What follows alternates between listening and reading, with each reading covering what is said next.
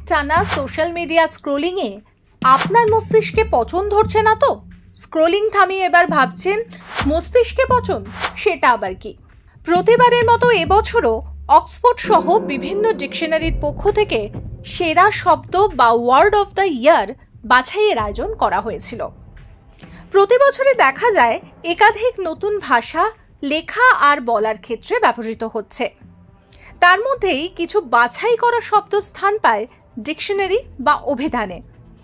Oxford English ডিকশনারির প্রকাশক সংস্থা Oxford university press মোট 6টি শব্দের একটি সংক্ষিপ্ত তালিকা তৈরি করে প্রত্যেক বছর। ভোটের মাধ্যমে সেই শব্দগুলির মধ্যে থেকে ব্রেন রটকে 2024-এ সেরা শব্দ হিসাবে বেছে নেওয়া হয়েছে। কতজন এই ব্রেন রট শব্দের পক্ষে ভোট দিয়েছে জানেন? 37,000-এরও বেশি মানুষ। আগের 2 বছরে এই সম্মান পেয়েছে রিজ এবং ক্লাইমেট এমার্জেন্সি শব্দ দুটি। অক্সফোর্ড ইংলিশ ডিকশনারির পক্ষ থেকে ওয়ার্ড অফ দ্য ইয়ার হিসাবে বেছে নেওয়া হয়েছে ব্রেন রটকে। ব্রেন রট কি? ব্রেন রট শব্দের প্রথম হদিশ মেলে 1854 সালে হেনরি ডেভিড থরোর লেখা বই ওয়ালডেনে। ব্রেন রট শব্দের আক্ষরিক অর্থ হল মস্তিষ্কের পচন। আমাদের ভাব বিনিময়ের মূল মাধ্যমই হলো ভাষা।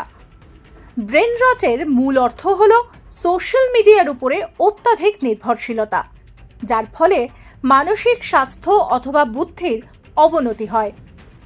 বর্তমানে আমরা প্রায় সকলেই ডিজিটাল ওয়ার্ল্ডের সিটিজেন, ডিজিটাল নেটিভস। আমাদের দৈনন্দিনের লাইফস্টাইলে সোশ্যাল মিডিয়ার অত্যাধিক ব্যবহারের ফলে মস্তিষ্কের ক্রমবর্ধমান অবনতির কথা বোঝাতেই ব্যবহার করা হয়েছে ব্রেন রট শব্দটি।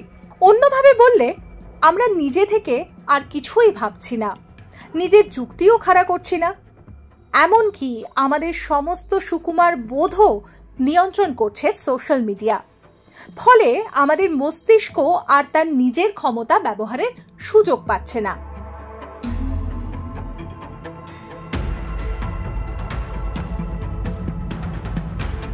অক্সফোর্ড ল্যাঙ্গুয়েজেসের প্রেসিডেন্ট ক্যাসপার গ্রাথহলের মতে ভার্চুয়াল জীবনের অন্যতম বিপদের নাম ব্রেন রট। অবসর সময় এই সোশ্যাল মিডিয়া স্ক্রোলিং বা ডুম স্ক্রোলিংয়ে কাটিয়ে আমরা নতুন কোনো বিপদকে ওয়েলকাম করছি না তো? এই সময় অনলাইন।